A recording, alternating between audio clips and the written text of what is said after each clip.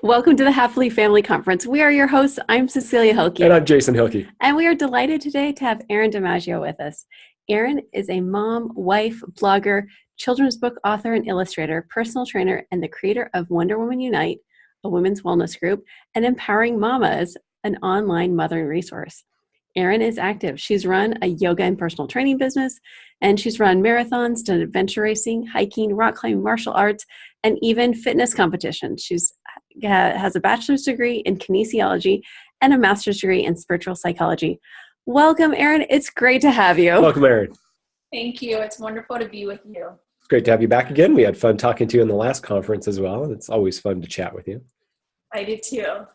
I wanted to ask you about listening today because you do this really cool activity in your Wonder Woman Unite mini retreats that I've experienced a few times, and I love them.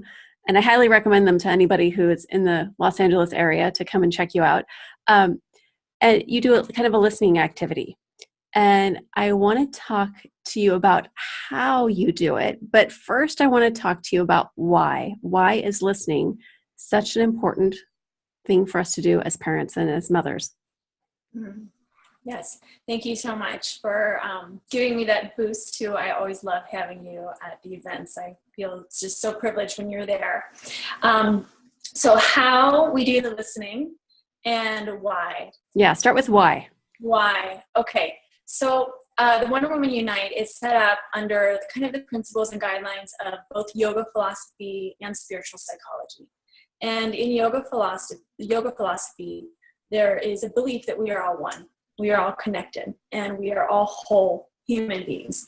And in spiritual psychology, we believe that at the essence and the core of each human being, they have a deep inner knowing. And that is something that all of us have inside of us. We have an inner knowing. And I wanted to create a space that was safe for women to come to where they could really unload. You know, I think in today's society, we're so busy running, doing so many things, wearing so many different hats, juggling so many different balls that it's very rare that we have a chance to just sit down and contemplate what we're experiencing. And then even more rare to have a place where we can openly share what is going on for us without the fear of judgment or expectation from another human being. So in a day-to-day conversation, if we are to share what's going on for us, it's very common for people to want to jump in and give advice or give direction. So I know for me, this kind of desire to create a space where women could come and be heard and be felt and be loved and be seen came from my own desire, because I was looking for that in my life. It's something that I knew as a mother that I needed. There's so many things that happen through mothering that maybe sometimes it's not appropriate for me to process my emotions and feelings with the kids around.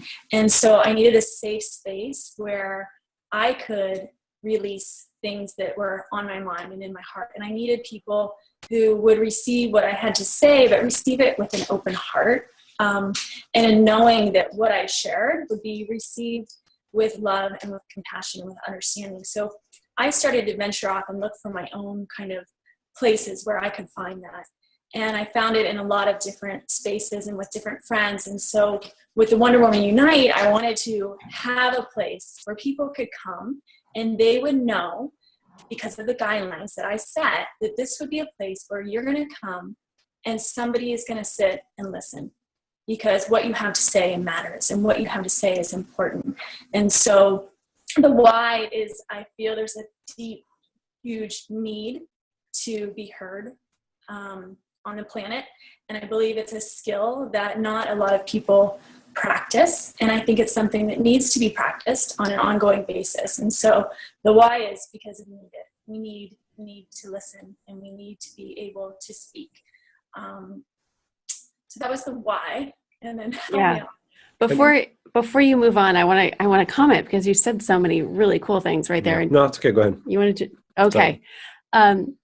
Because you talked about not just the need for the person to talk, but also the need for that person to be heard. Yeah. And it's such a gift, even for the person that's doing the listening. It's not just about receiving. I also benefit when I'm the person doing the listening. And that's one of the things that I think is so powerful about it, that it's like a two-way gift, even though one person is appearing more active and the other one is appearing more passive. It's not like that at all. Like both people are active and both people are giving. Completely. Well, and also I think a big part of it is when we stop to listen and think about what is this experience like for the other person.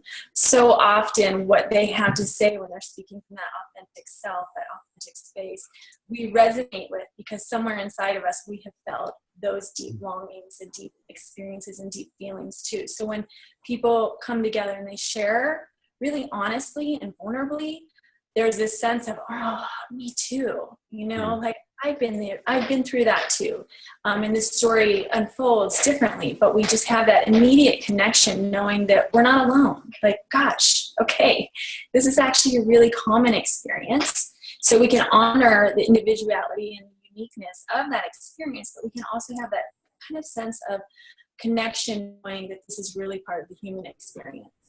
Yeah. It's interesting that you say that, because it's something that I've read about high performing athletes that they do, is that they recognize that other people are dealing with the same thing they're dealing with.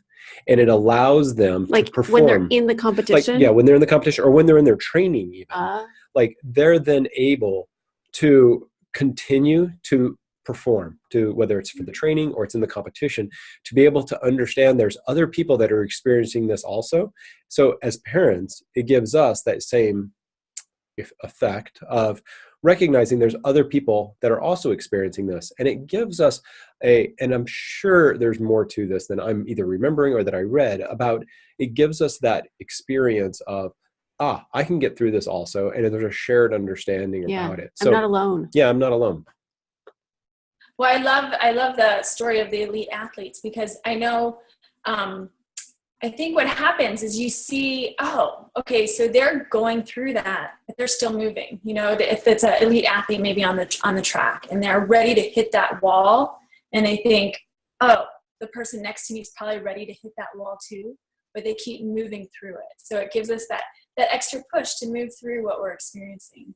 Yeah, exactly. And I think one of the nice things about listening is that we, as you said, we don't get a lot of opportunities in our daily life to really express ourselves authentically and deeply. That a lot of the conversations that we have in our daily life are kind of surface level conversations.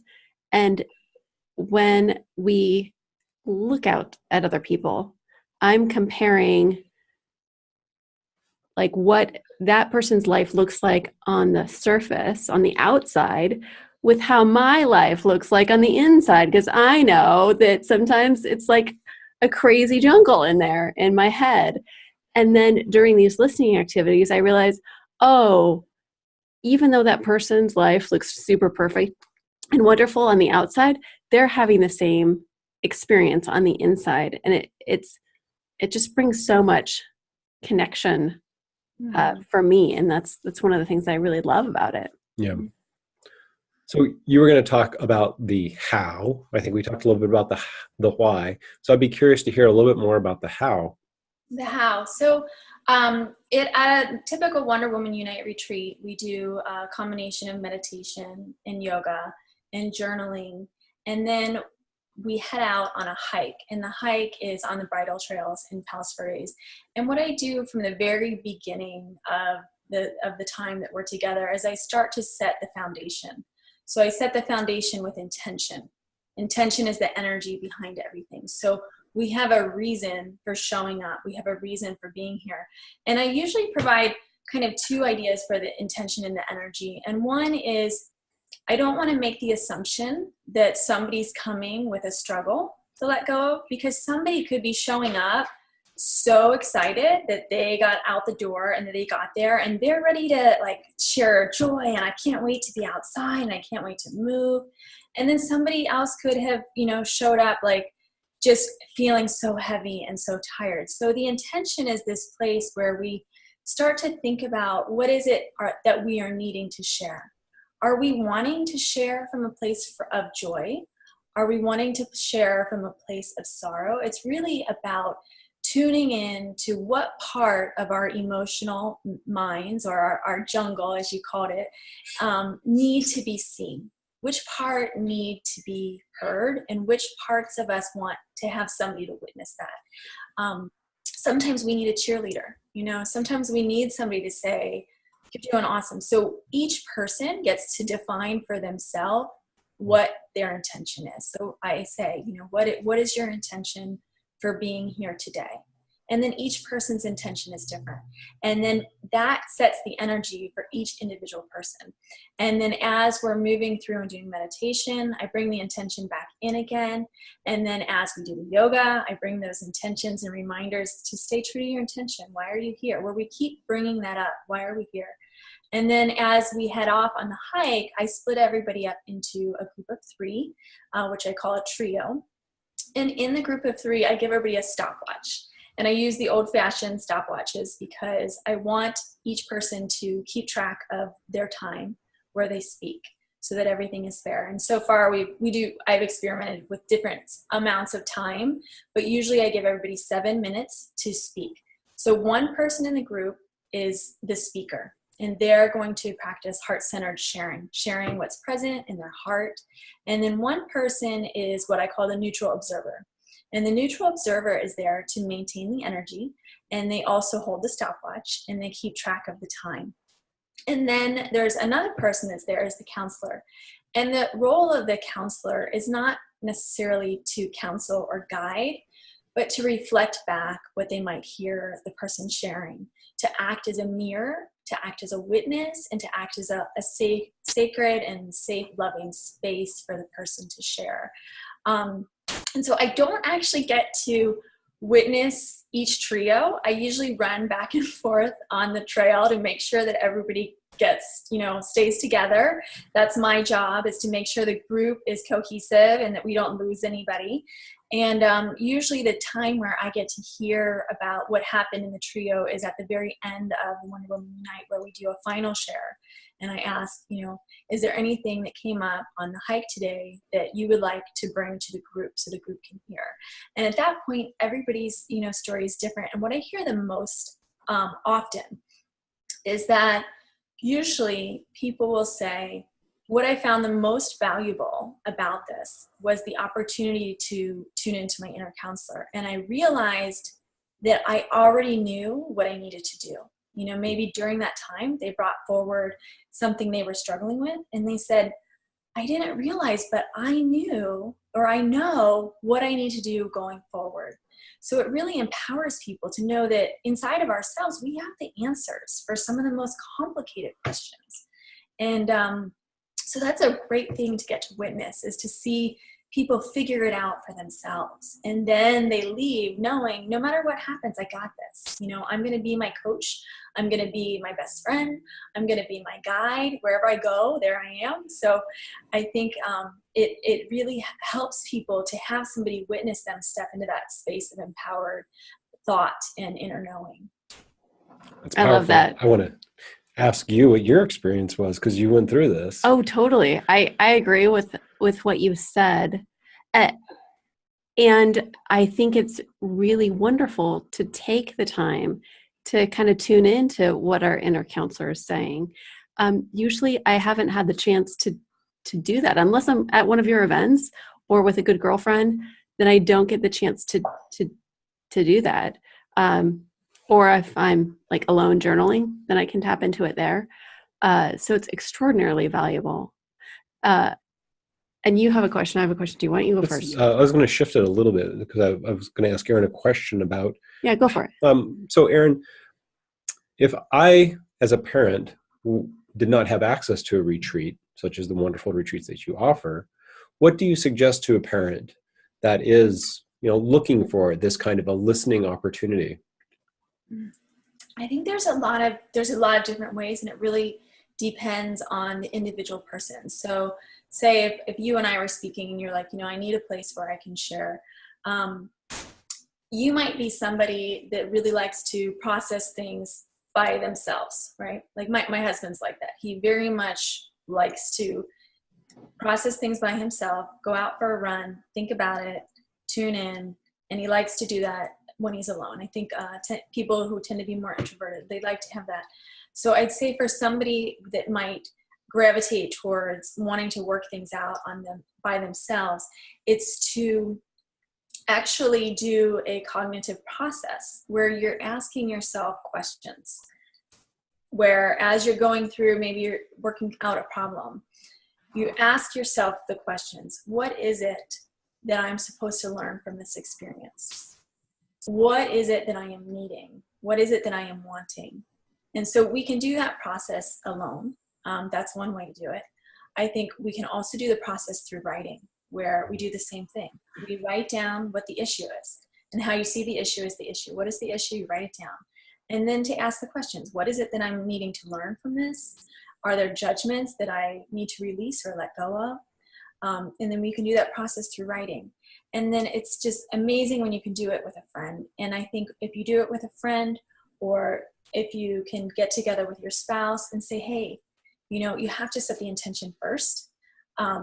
Because otherwise we don't know, right? It's like, I'm really needing to express what I'm feeling right now, and I would love to be heard. And that's something, it's taken me a long time to figure out how to actually vocalize that. So often I have shared my own stuff, just wanting to be heard, and then immediately gotten feedback. And I was like, do you know who I am? Like, I've been through all this. I just wanted to express this. So I think if we want to have these kind of conversations with people, we need to let somebody know first off that we trust. Like, hey, I'm just really wanting to share this, and I'm hoping you can listen and hold a space for me. And good friends will receive that, and they will hold that space, and you can practice that with anybody that you have a close relationship with.